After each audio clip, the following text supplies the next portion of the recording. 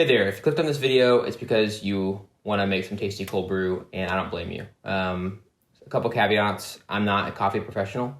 I just really like coffee a lot and have for a long time. And I looked around at videos for cold brew recipes, and I wasn't really happy with them. I've tried some of them, and I've slowly over the past year tried to build my own recipe that I feel like actually works great. And so I wanted to share that with you guys. I think there's a few downsides to cold brew right now is that a lot of people who aren't super into specialty coffee like cold brew and make their recipe for it. Maybe they're just recipe YouTubers or something. And there's a lot of people who, the approach there is not quite the same approach as specialty coffee where you're really trying to taste the flavors and nuances of coffees. And naturally cold brew kind of muddles those a lot, and that's a huge downside. But I love the conveniences of cold brew, having large batch sizes, and I live in Texas where it's hot like half the year, if not more. And so I wanted to have all the benefits of cold brew and having a large batch ready to go in the fridge at all times without losing all the benefits of really great tasting specialty grade coffees. That's what I'm pursuing, and I hope this video is helpful for you. And I didn't find something like it, but you might have some ideas, or this recipe is probably not perfect. So if you have some thoughts, please let me know. So let's get started. The first thing you'll need is a cold brew system of some kind. This is the Toddy home brewer. I don't have any reason to believe that Toddy's the best. It's worked great for me, so I haven't tried any other kind. I think Filtron probably works great.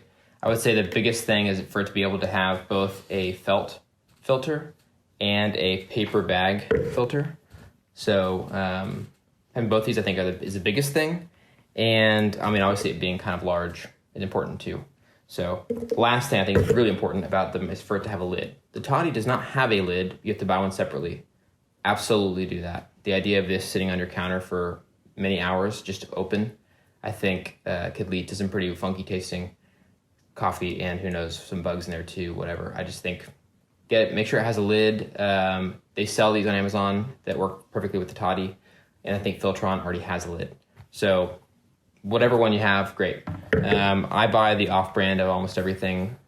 These are off-brand felt filters or whatever these are called, off-brand bag filters. I honestly think it doesn't matter as long as the size is good. So with these bag filters, it being as big around as the circumference of the brewer or larger makes all the difference in the coffee being able to mingle with the water perfectly instead of being kind of confined to a small tube in the middle of water all around it. So the first thing we'll do is wet these filters, run them into the sink, get them nice and wet so that there's not any papery taste. So I'm gonna go do that, and then we'll continue.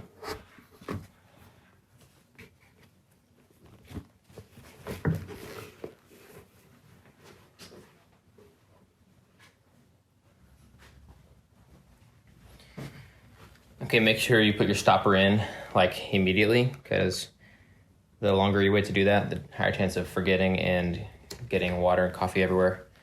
So let me give you a quick overview of this process and then we'll start doing it. So I've tried a lot of different ratios. A lot of people say that the ready to drink ratio of doing like 1 part coffee to 10 parts water and then not diluting it at all once you drink it is the best tasting. The problem is that you have to store a lot more liquid. You can't make as much at a time. I found that a 5-to-1 ratio, 5 parts water, 1 part coffee, works great, fits a lot in here. You can do almost a pound of coffee. You probably could do a little bit more. And then you just, when you drink it, you put the exact same amount of cold brew, concentrate, and water into a cup. So it's super easy to eyeball if you really want to, or you can weigh it super easily. No real math necessary. That's worked great for me. So I think 5-to-1 is great. I've tried a lot of different ratios, and I think it's the best. But maybe ready to drink at 10-to-1 is better in terms of flavor. So I'm not sure about that. Other things you'll need are some good filtered water. I like to buy filtered water. If you have a good pitcher filter, that's great. Don't use tap water. Try to get something that's not tap water. And then we've got coffee. And a scale. Make sure you have a scale.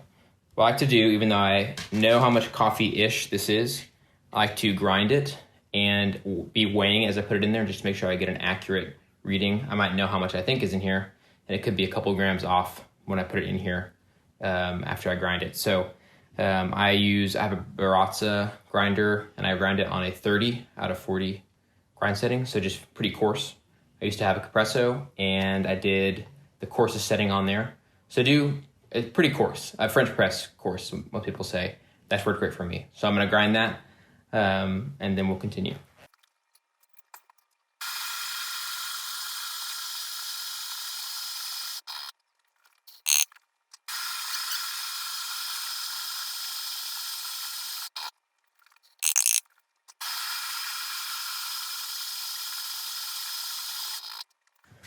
Almost done, just one more after this one.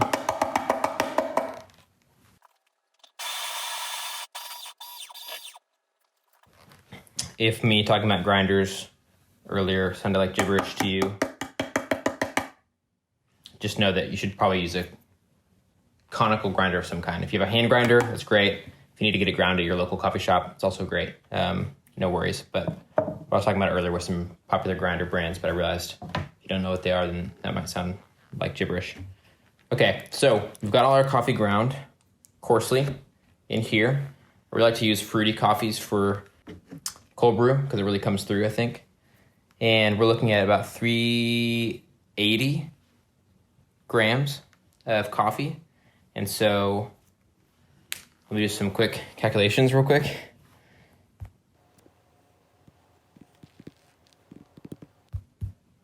Okay, so it's 1900 total milliliters of water. And okay, so one of the secrets to this recipe is that I've started, and none of this is stuff that I made up. I have taken things from different recipes and tried to combine them to make the best of everything. And so one thing that I think makes a huge difference is doing a hot bloom. So just like you would if you were brewing hot coffee, you would pre-infuse it and just add some hot water at the beginning. And so I started doing that in cold brew, and I've seen a few other people do that to where you can get some of the nuance of the coffee, and then you cool it back down by adding your room temperature water to it, and then you still get a little bit of that flavor that comes with only hot brewed coffee. So we're gonna do that, and I have to do 20% of the total volume of water, or in this case, 1/5, which is kind of perfect because that means it's the exact same volume of water as you have coffee. So 1/5 of 1900 is 380, which is how much coffee we have. So let's do this first for 1 minute. Because then you want to start cooling down pretty quickly because you really don't want it to get too extracted because it's going to be sitting in water for the next 16 hours. And so we want to only get a little bit out. We want it to start tasting over-extracted by the time we drink this tomorrow.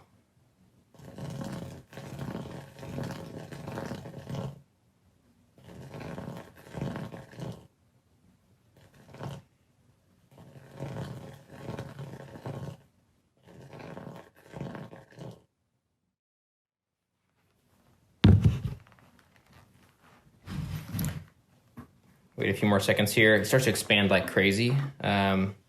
Make sure you're using some good, fresh, specialty grade coffee, or this recipe's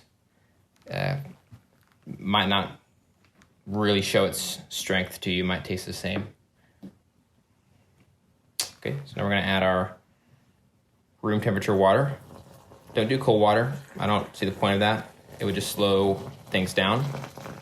If your water is cold, you might want to increase your overall brew time.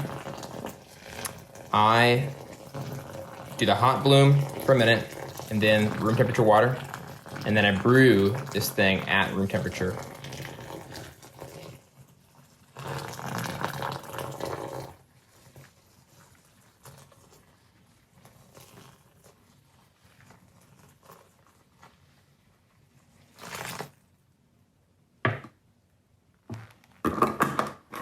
The reason why that was perfect is because I waited out ahead of time. I kind of cheated. So grab a spoon, and you want to make sure you push all the grounds down so they're all actually in the water. And that's kind of it. It's really simple. It's just the difference between a few choices you make that I kind of think make all the difference in the actual end product. of the cold brew.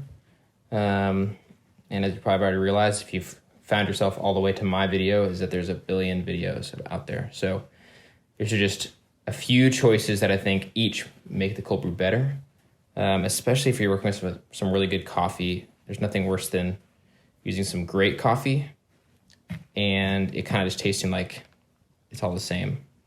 Your barista or wherever you bought the coffee from talked about the tasting notes on it, and then you cold brew it, and then you don't taste any of that. It tastes just all kind of muddled together. I found that fruity coffees and chocolatey coffees work great with this method. Nutty coffees, not as much, but that might be a personal preference thing. So once you do that, you kind of, if your bag that you have doesn't have a tie to it, you just kind of fold it over like this. I kind of roll it down and then fold the wings in like this, like a U shape. Get that lid on there.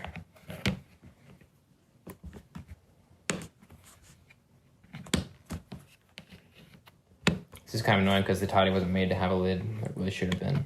Toddy, if you're watching this, please take note. Please get us a lid. Gosh dang it.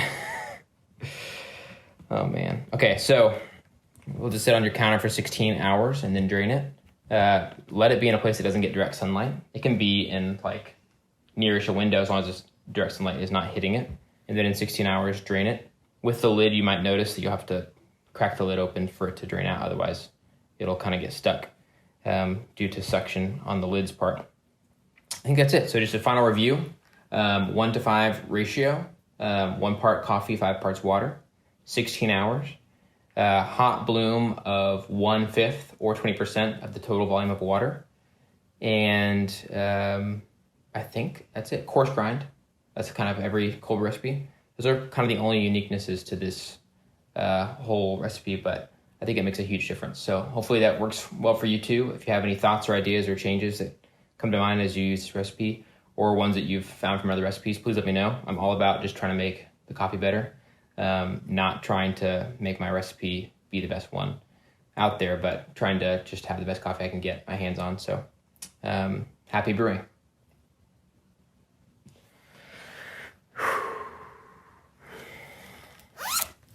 I should take my jacket off before I started doing it. You okay?